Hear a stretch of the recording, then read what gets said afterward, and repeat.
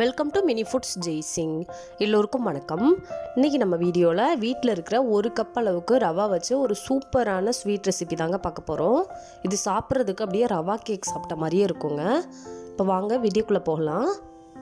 ஒரு பாத்திரத்தில் அடுப்பில் வச்சுட்டு அதில் 1.5 கப் அளவுக்கு பால் சேர்த்துக்கிறேங்க. நல்ல திக்கான பாலாக இருக்கணும். பால் வந்துட்டு சிம்மில் வச்சுருங்க, சூடாகிக்கிட்டு இருக்கட்டும். அதே நேரத்தில் ஒரு பாத்திரம் அடுப்பில் வச்சு அதில் 1/4 கப் அளவுக்கு நெய் சேர்த்துக்கிறலாம். கொஞ்சமாக முந்திரி சேர்த்து வறுத்தெடுத்து வச்சுக்கலாங்க. உங்களுக்கு வேறு எந்த நட்ஸு பிடிக்கும்னாலும் சேர்த்துக்கலாம். பாருங்கள், வறுத்தாச்சு. இதை வந்துட்டு ஓரமாக எடுத்து வச்சிடலாம். இப்போ இதே நெய்யில் 1 கப் அளவுக்கு ரவா சேர்த்துக்கலாம். அடுப்பை வந்துட்டு மீடியம் ஃப்ளேமில் வச்சுட்டு இதை மெதுவாக வறுத்து கொடுங்க. அந்த ரவையோட வாசம் வரும், அந்த நெய்யில் வறுக்கிற பொழுது அந்த ஒரு வாசம் வரும். அது வரைக்கும் நல்லா வறுத்து கொடுங்க. ரவை வந்துட்டு கருகி போயிடக்கூடாது.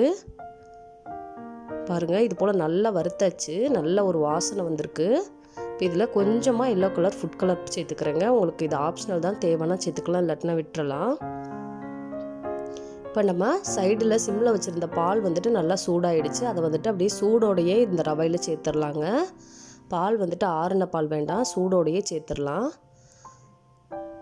பாருங்கள், இதே போல் நல்லா வந்துட்டு திரண்டு வர ஆரம்பிக்கும். இப்போ இந்த அளவுக்கு பதம் வந்ததுக்கப்புறமா இதில் வந்துட்டு 3/4 கப் அளவுக்கு சுகர் சேர்த்துக்கலாங்க. நம்ம ஏற்கனவே வறுத்தெடுத்த முந்திரியை சின்ன சின்னதாக பொடி பண்ணி இது போல் சேர்த்துக்கலாங்க. ஒரு குறப்பான பதத்துக்கு இது போல் 1 பாதியமாக இடிச்சிட்டு சேர்த்துக்கோங்க. இதே சேர்த்து நல்லா கலந்து கொடுத்துக்கலாம். அடுப்பு வந்துட்டு மீடியம் ஃப்ளேம்லேயே வச்சுக்கோங்க. பாருங்கள், இதே போல் இருந்து நல்லா திரண்டு வர ஆரம்பிக்கும். ஒரு 5 நிமிஷத்துலேயே திரண்டு வர ஆரம்பிச்சிருங்க. இப்போ இதில் 1/4 ஸ்பூன் அளவுக்கு ஏலக்காய் பவுடர் சேர்த்துக்கலாம். இப்போ நல்லா கலந்து விட்டுக்கலாங்க. பாருங்கள், ஒரு 5 நிமிஷம் ஆயிடுச்சு. இது போல் நல்லா திரண்டு வர ஆரம்பிச்சிருச்சு பாருங்கள். இந்த அளவுக்கு பதம் வந்தால் போதும். அடுப்பை ஆஃப் பண்ணிவிட்டு ஒரு நெய் தடவுன பிளேட்டுக்கு இதை மாற்றிடலாங்க.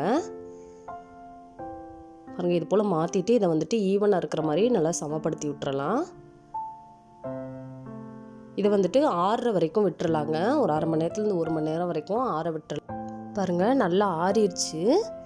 இது போல் ஆறுனதுக்கப்புறமா ஓரங்களில் கத்தி வச்சு லைட்டாக இது போல் எடுத்து விட்டுக்கலாங்க. எடுத்து விட்டுட்டு நம்ம பிளேட்டுக்கு ஏதாவது மாற்றிட்டு நமக்கு வேணுங்கிற அளவுகளில் இதே போல் கட் பண்ணி சாப்பிட்லாங்க. இது சாப்பிட்றதுக்கு அப்படியே ரவா கேக் சாப்பிட்ட மாதிரியே ஒரு ஃபீல் இருக்கும். அந்த ரவா வந்துட்டு ரொம்ப வெந்துடாமல் இருக்கும்.